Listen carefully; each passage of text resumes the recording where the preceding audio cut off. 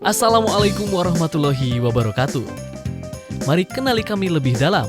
BPRS Amanah Rabbaniyah, lebih amanah, barokah, dan menenteramkan. BPRS Amanah Rabbaniyah didirikan berkat peran serta pimpinan Pusat Persatuan Islam yang diharapkan dapat menjadi pelopor dalam memberikan layanan perbankan yang dikelola sesuai dengan prinsip ekonomi syariah. BPRS Amanah Rabbaniyah berdiri sejak tahun 1990 dan merupakan salah satu pelopor bank syariat di Indonesia. BPRS Amanah Rabbaniyah memberikan jenis pembiayaan untuk sektor produktif seperti UMKM, pembiayaan kepada petani dengan skema pembayaran setelah panen. Jika memerlukan dana cepat, maka produk rahen atau gadai emas adalah solusinya. Dan untuk beribadah umroh, kami menyediakan paket umroh cicilan yang bekerja sama dengan PT Karya Imtak. BPR Syariah Amanah Rabbaniyah memiliki visi untuk menjadi bank yang sesuai syariah, saling menguntungkan, sehat, dan bermanfaat bagi seluruh masyarakat. BPRS Amanah Rabbaniyah, amanah, berkah, dan menenteramkan. Kunjungi kami di www.bprsar.co.id. Alhamdulillah alladzi an'ama alaina bi ni'matil imani wal islam. Asyhadu an la ilaha illallah wahdahu la syarikalah wa asyhadu anna Muhammadan abduhu wa rasuluhu amma ba'd.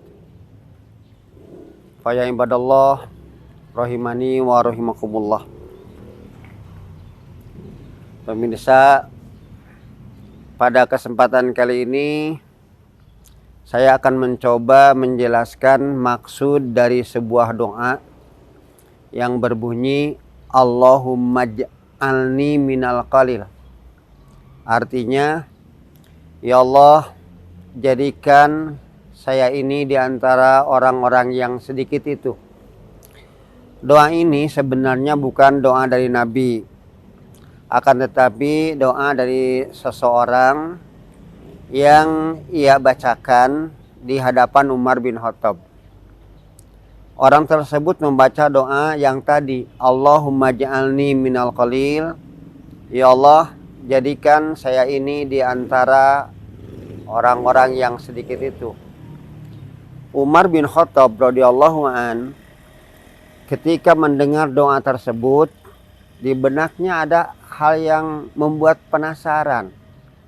Kenapa doa itu terlahir di seseorang berbeda dengan umumnya doa?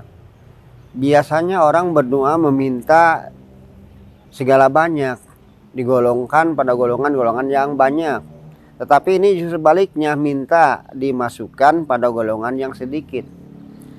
Maka dengan rasa penasaran itu, Umar bin Khattab bertanya kepada orang tersebut dengan pertanyaannya begini, ma hadza du'a alladzi tad'u bih. Apa yang dimaksud dengan doa yang engkau bacakan tadi, yang engkau doakan tadi?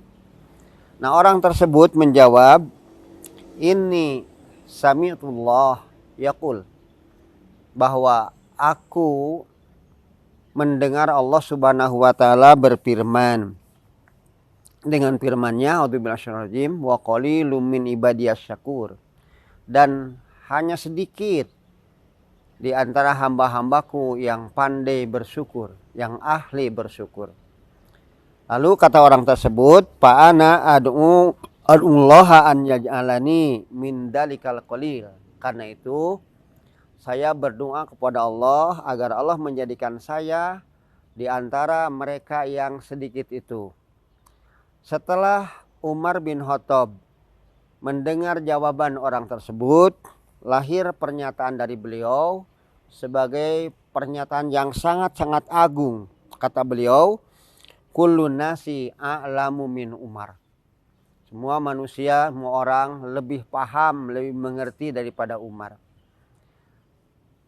Ikhwati iman, pemirsa Wijah TV, Umar bin Khattab bukan orang yang bodoh, orang pandai.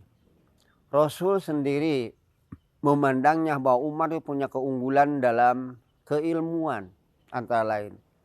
Lalu kenapa Umar sampai menyatakan bahwa saya ini terkalahkan oleh orang-orang lain. Orang-orang lain lebih paham, lebih pandai daripada saya. Ini merupakan sikap tawadu beliau. Kenapa? Sebab beliau sendiri ketika orang membacakan doa seperti itu merasa aneh. Artinya tidak terpikirkan kemana maksud doa ini. Dan ternyata orang yang berdoa itu bukan orang sembarangan. Orang ngerti pada isi Al-Quran. Manakala Allah berfirman kepada keluarga Daud, Nabi Daud alaihissalam, agar mereka ini berbuat sesuatu, bekerja segala persoalan itu sebagai syukur pada Allah. Di ujung ayat dinyatakan pada surat Saba ayat 13 itu, wa qalilum min ibadiyas syakur. Dan sedikit sekali di antara hamba-hambaku yang ahli bersyukur, ahli berterima kasih. Nah, berarti orang ini menurut pandangan Umar benar-benar paham pada isi Al-Quran. Bahwa yang diharapkan bukan masalah banyaknya, tapi masalah nilainya.